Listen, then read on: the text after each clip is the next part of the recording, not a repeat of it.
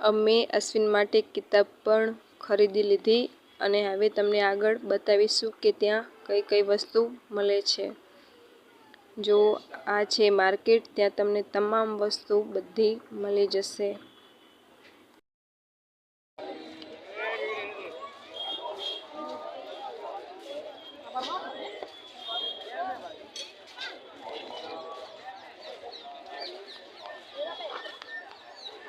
હવે અમે ઘર તરફ નીકળી ગયા છીએ। હવે અમે શું શું ખરીદી કરી એ તમને ચોથા ભાગમાં બતાવીશું કે ત્યાં અમે શું શું ખરીદી કરી અને ઘરે આવ્યા।